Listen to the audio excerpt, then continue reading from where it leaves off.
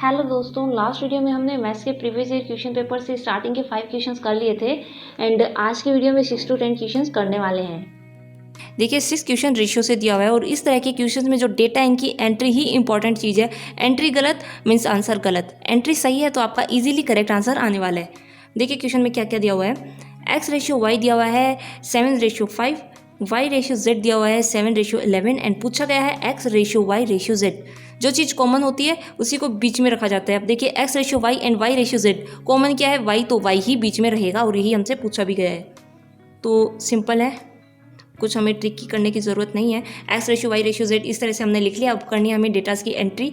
किस तरह से, x रेशियो y दिया हुआ है 7:5, तो x रेशियो y के नीचे ही ये लिखेंगे हम 7:5 एंड सेकंड हमें दिया हुआ है y रेशियो z 7:11, तो y रेशियो z के नीचे ही लिखना है हमें 7:11 एंड बाकी जो मैंने आपको कल जैसे बताया था, यहाँ जगह खाली है और यहाँ भी जगह खाली है। इस तरह से जब जगह खाली होती है ना, तो पास में लेफ्ट या राइट साइड जो भी डिजिट लिखी होती है उसी को एंटर कर दिया जाता है। यहाँ पे 5 है तो 5 लिख दिया और इधर 7 है तो यहाँ पे 7 लिख दिया। अब कोई किसी से कट रहा है तो काट दीजिए, अदरवाइज क्या करना है, मल्टीप्लाई ऊपर नीचे, और यही अपना आंसर आ जाता है। अब देखिए 7th क्वेश्चन, एक त्रिभुज की भुजाओं का अनुपात 4:3:2 है। यदि त्रिभुज का परिमाप यानी पेरीमीटर हमें यहाँ दिया हुआ है 63 सेंटीमीटर, तो सबसे बड़ी भुजा की लंबाई क्या होगी। हमें पता है पेरीमीटर का मीनिंग क्या होता है, तीनों भुजाओं का योग। तो तीनों भुजाओं का योग हमें 63 सेंटीमीटर दिया हुआ है और अनुपात दिया हुआ है, तो यहाँ हम तीनों भुजाओं की लंबाई मान सकते हैं 4x, 3x और 2x। तो 4x plus 3x plus 2x बराबर होगा 63 सेंटीमीटर और इस तरह से 9x बराबर है 63 सेंटीमीटर एंड x की वैल्यू आ जाएगी 7 सेंटीमीटर। अब पेरीमीटर के थ्रू हमें x की वैल्यू पता लग चुकी है। अब देखते हैं सबसे लंबी वाली भुजा कौन सी है, 4x, 3x या 2x। सीधी सी बात है 4x ही होगी। जब x की वैल्यू 7 है तो 4x बराबर क्या होगा, सीधी सी बात है 4 मल्टीप्लाई बाई 7 28 और यही आपका आंसर है। 8 क्वेश्चन ये भी रेशियो से ही है। दिया हुआ है p रेशियो q बराबर है 5:6 एंड r रेशियो q है 25:9 एंड हमें पता करना है p रेशियो r क्या होगा।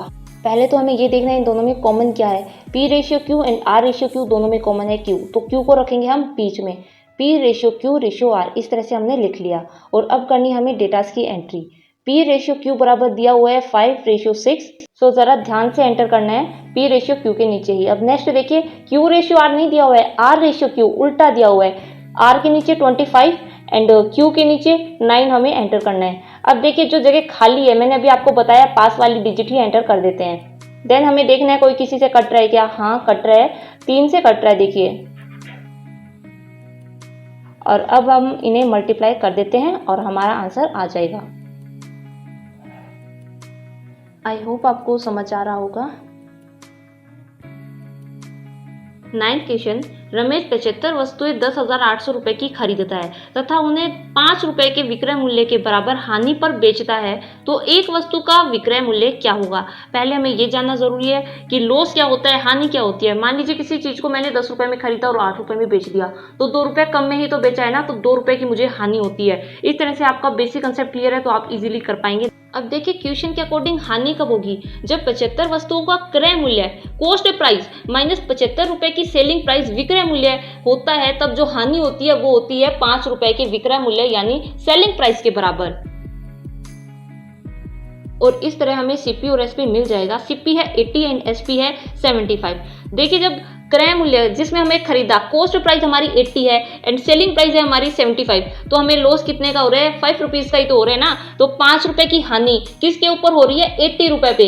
लाभ और हानि हमेशा क्रय मूल्य पे सीपी पर ही होती है, मैंने आपको पहले भी समझाया है। तो इसी तरह 5 रुपए की हानि किसके ऊपर हो रही है, 80 रुपए पे हो रही है, तो इसका परसेंटेज क्या आ जाएगा 25/4%। ये हमारी कुल हानि प्रतिशत आ गया है। अब देखते हैं, ये तो हानि प्रतिशत है, हमने वस्तुएं खरीदी थी 10,800 रुपए में, तो 10,800 रुपए पे ही तो हानि होगी ना, सीपी पर ही हानि होगी। तो 10,800 मल्टीप्लाई बाय 25/4%, कितना आ गया, टोटल हानि आ जाएगी हमारी 675।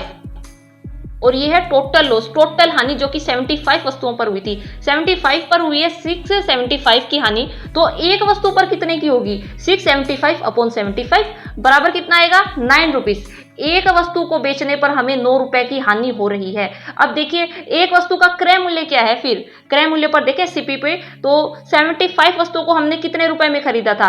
10800 रुपए में खरीदा था। तो एक वस्तु कितने रुपए में खरीदी थी? तो 10800 अपॉन 75 बराबर आ जाएगा 144 रुपीज। हमने एक वस्तु खरीदी थी 144 रुपीज की और उसे बेचा, तब हमें 9 रुपीज की हानि हुई, 9 रुपीज का लॉस हुआ। तो हमें पता करना है कितने में बेची हमने, फिर वो जो हमें 9 रुपीज की हानि हुई है, तो सेलिंग प्राइस हम निकाल लेंगे। 144 माइनस 9 रुपीज बराबर है 133 और यही हमारा आंसर है।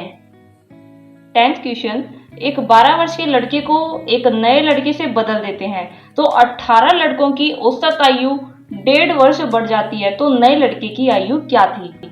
हमें इतना पता है कि जो पहले लड़का था वो था 12 साल का और इसकी जगह जो नया लड़का आता है उसके कारण 18 लड़कों की जो एवरेज औसत आयु है इसमें 1.5 वर्ष की वृद्धि हो रही है, इंक्रीज हो रही है। तो मीन्स ये तो पक्का है कि वो 12 प्लस का ही होगा, लेकिन कितने प्लस का होगा? तो 18 मल्टीप्लाई बाय 1.5 कितना आएगा? 12 प्लस 27 बराबर है 39 और यही आपका आंसर